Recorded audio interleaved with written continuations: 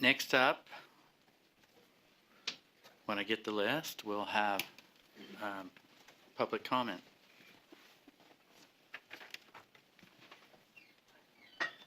Okay, we have three. So we'll invite Sarah Malden. Did I say that correctly? Yes. Okay, special ed teacher. Oh, I'm not a teacher, but I'm here about special ed. I'm a mom, so. Oh, okay. Yeah, thank you all. I appreciate being here and looking around and hearing about all the great things that are going on in our state. I'm here to just advocate for some special ed kids this morning, and I even brought a visual. So I have a 13-year-old and 11-year-old, and they're in the Canyons district. I'm here with a concern, and I just want to say I've lived here for 23 years. I think it was fun reading some of your bios, and I've run by Kathleen's house, I think, every morning the last few years. So I live right in the neighborhood, but I'm a doctor at the VA. I'm a neurologist.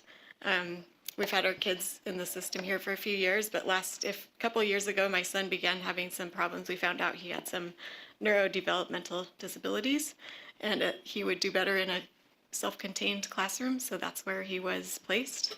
That really made a huge difference for him. Then this year, starting in the fall, we found that things weren't going as well, found that the teacher that was hired, the previous teacher had left, and the teacher that was hired to teach this class, it's a self-contained class, all special ed students, all with IEPs, all with complex backgrounds, complex needs. This teacher has never taught school before. This teacher has never taught special ed, has never taught reading, has never taught math, has taught PE, has not had a license. She's in the alternate route to licensure program. And she's faced every day with a classroom of 12 kids with behavior issues and academic issues. I know she's being supported as best she can.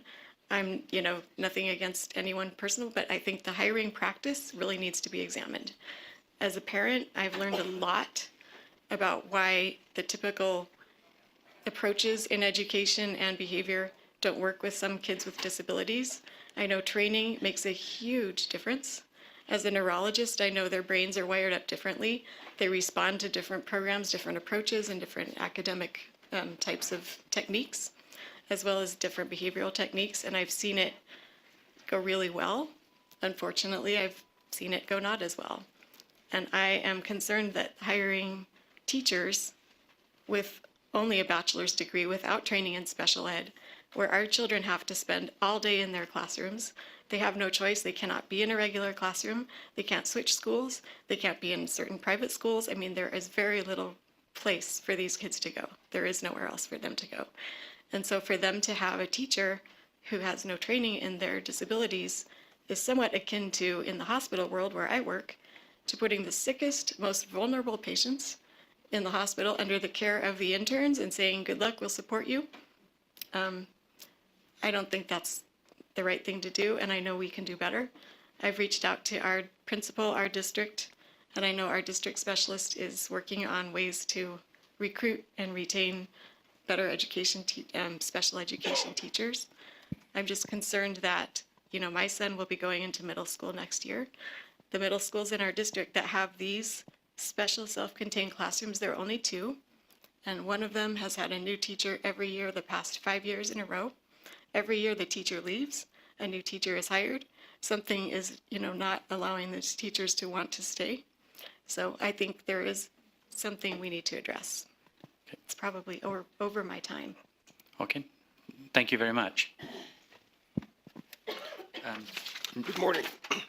Next up is, are you Cliff? I'm Cliff Eccles. Cliff yes, Eccles. And I'm Okay. here on behalf of my granddaughter, who is also at Bella Vista. And the education she is receiving right now is deplorable. There is not a qualified teacher in special ed. She has no teaching degree, and I also have contacted the Canyon School District, and to no avail, because we are not being heard. And so we're hoping, talking to you folks here, that you can help rectify that situation and make sure that qualified teachers are hired, because right now it's not happening. And we did not even know that the current teacher did not have, she has a bachelor's degree, but she doesn't have a teaching degree or a special ed license.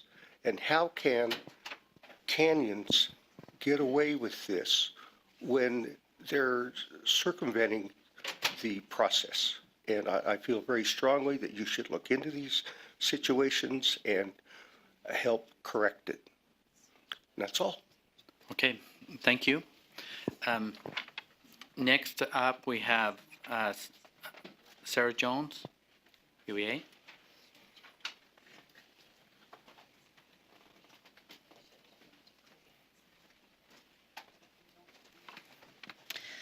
Good morning. I'm Sarah Jones with UEA. I was very impressed with those previous comments, and we too encourage the board to continue to look at long-term solutions for the teacher shortage and effective preparation and training. This is a critical issue in our state.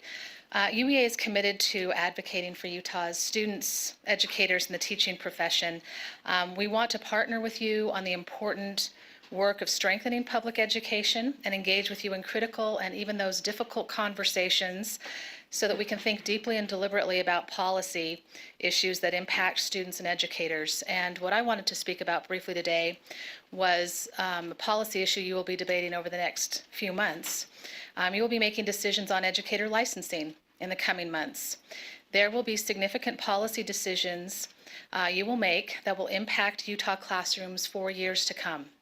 Many policies could increase the number of teachers in the classroom, but not every policy will lead to more teachers who are highly prepared, qualified, trained, and ready to teach on day one.